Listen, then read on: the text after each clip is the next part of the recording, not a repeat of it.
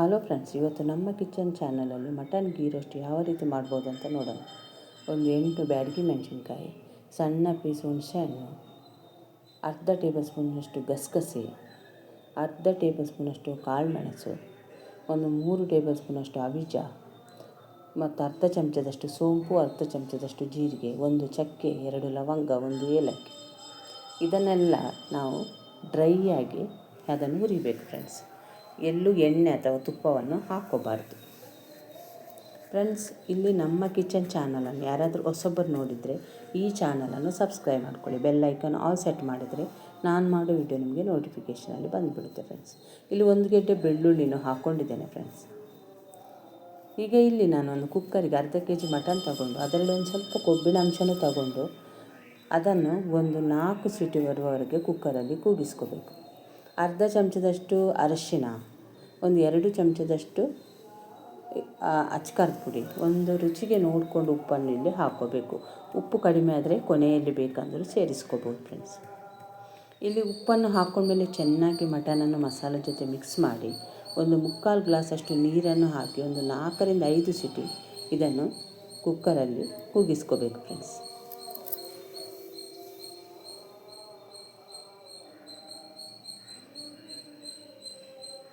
ಈಗ ನಾನು ಮಟನನ್ನು ಒಂದು 4 ರಿಂದ 5 ಸೀಟಿ ಬರುವವರೆಗೆ ಕೂಗಿಸೋದಕ್ಕೆ ಇಡ್ತಿದ್ದೇನೆ ಫ್ರೆಂಡ್ಸ್. ಜಾಸ್ತಿ ನೀರನ್ನೇನು ಸೇರಿಸ್ಕೊಳ್ಳೋದು ಬೇಡ. ಈಗ ನಾವು ಆವಾಗಲೇ ರೆಡಿ ಮಾಡಿರುವಂಥ ಬ್ಯಾಡಗಿ ಮೆಣಸಿನ್ಕಾಯಿ ಮಸಾಲ ಪದಾರ್ಥವನ್ನು ಡ್ರೈ ಆಗಿ ಒಂದು 2 ರಿಂದ 3 ನಿಮಿಷ ಚೆನ್ನಾಗಿ ಫ್ರೈ ಮಾಡ್ಕೋಬೇಕು. ಗ್ಯಾಸನ್ನು ಮಾತ್ರ ಸಣ್ಣ ಉರಿಯಲ್ಲಿ ಇಟ್ಕೊಂಡು ಈ ಮಸಾಲವನ್ನು ಫ್ರೈ ಮಾಡ್ಕೋಬೇಕು. ಈ ರೀತಿ ಫ್ರೈ ಮಾಡ್ಕೊಂಡ್ಮೇಲೆ ತಣ್ಣಗಾದ್ಮೇಲೆ ನೀರನ್ನು ಹಾಕಿ ನೈಸಾಗಿ ನಾವು ರುಬ್ಕೊಳ್ಳೋಣ ಫ್ರೆಂಡ್ಸ್. ಇಲ್ಲಿ ಒಂದು ಪಾತ್ರೆಗೆ 2 ಚಮಚದಷ್ಟು ತುಪ್ಪ ಹಾಕ್ಕೊಂಡಿದ್ದೇನೆ. ತುಪ್ಪ ಚೆನ್ನಾಗಿ ಬಿಸಿ ಆದಮೇಲೆ ನಾನು ರುಬ್ಬಿರುವಂತಹ ಬ್ಯಾಡಗಿ ಮೆಣಸಿನ್ಕಾಯಿ ಪೇಸ್ಟನ್ನು ಹಾಕ್ಕೊತಿದ್ದೇನೆ. ಆದರೆ ನಾವು ಭಾಳ ನೀರನ್ನು ಇದಕ್ಕೆ ಸೇರಿಸ್ಕೋಬಾರ್ದು ಫ್ರೆಂಡ್ಸ್. ನಾನು ಮಿಕ್ಸಿ ಜಾರಲ್ಲಿ ಒಂದು ಸ್ವಲ್ಪ ಮಸಾಲ ಪದಾರ್ಥ ಇದೆ ಅಂತ ಅದಕ್ಕೊಂದು 1/4 ಕಪ್ಪಷ್ಟು ನೀರನ್ನು ಹಾಕಿ ಮಿಕ್ಸಿ ಜಾರನ್ನು ತೊಳೆದು ಆ ಮಸಾಲ ನೀರನ್ನು ಹಾಕ್ಕೊತಿದ್ದೇನೆ ಫ್ರೆಂಡ್ಸ್. ನಾನು ಮಾಡೋ ವಿಡಿಯೋ ಏನಾದರೂ ಇಷ್ಟ ಆದರೆ ನಿಮಗೆ ಲೈಕ್ ಮಾಡಿ, ಶೇರ್ ಮಾಡಿ, ಆದಷ್ಟು ನಮ್ಮ ಚಾನಲನ್ನು ಸಪೋರ್ಟ್ ಮಾಡಿ ಫ್ರೆಂಡ್ಸ್.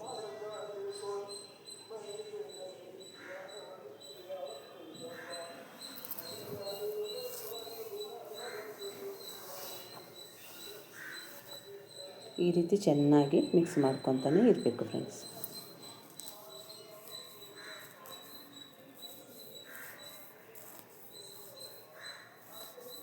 ಈ ಮಟನ್ ಗೀ ರೋಸ್ಟು ಸಾಮಾನ್ಯವಾಗಿ ಚಪಾತಿ, ರೋಟಿ, ಪರೋಟಕ್ಕೆ ತುಂಬ ರುಚಿಯಾಗಿರುತ್ತೆ ಫ್ರೆಂಡ್ಸ್.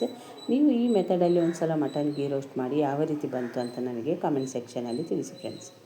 ಈ ರೀತಿ ಚೆನ್ನಾಗಿ ತಿರುಗಿಸ್ತಾನೆ ಒಂದು ಕುದಿ ಬರುವವರೆಗೆ ನಾವು ಇದನ್ನು ಈ ರೀತಿ ತಿರುಗಿಸ್ಕೋಬೇಕು ಫ್ರೆಂಡ್ಸ್.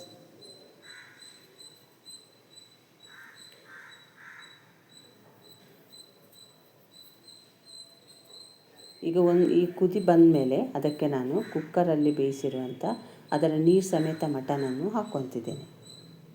ಇಲ್ಲಿ ಉಪ್ಪು ಖಾರ ಏನೇ ಕಡಿಮೆ ಆಗಿದ್ದರೂ ನೀವು ಸೇರಿಸ್ಕೋಬೋದು ಫ್ರೆಂಡ್ಸ್. ಈಗ ಗ್ಯಾಸನ್ನು ಜಾಸ್ತಿ ಇಟ್ಟು 5 ರಿಂದ 8 ನಿಮಿಷ ಇದು ಗ್ರೇವಿ ಗಟ್ಟಿಯಾಗೋವರೆಗೆ ನಾವು ಇದನ್ನು ಕುದಿಸ್ಕೋಬೇಕು ಫ್ರೆಂಡ್ಸ್. ನೀವು ನೋಡ್ತಿರ್ಬೋದು ಗ್ರೇವಿ ಕಲ್ಲರ್ ಯಾವ ರೀತಿ ಇದೆ ಅಂತ.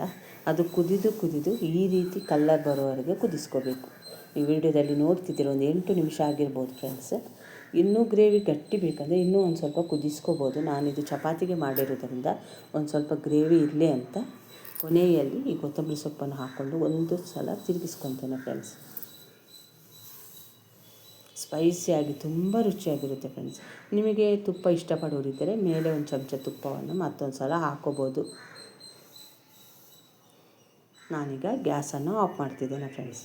ಇದನ್ನು ಚಪಾತಿ ಜೊತೆ ಸರ್ವ್ ಮಾಡ್ತಿದ್ದೀನಿ. ಈ ವಿಡಿಯೋವನ್ನು ನೀವು ನೋಡೋದಕ್ಕೆ ನಿಮಗೆ ತುಂಬ ಧನ್ಯವಾದಗಳು ಫ್ರೆಂಡ್ಸ್.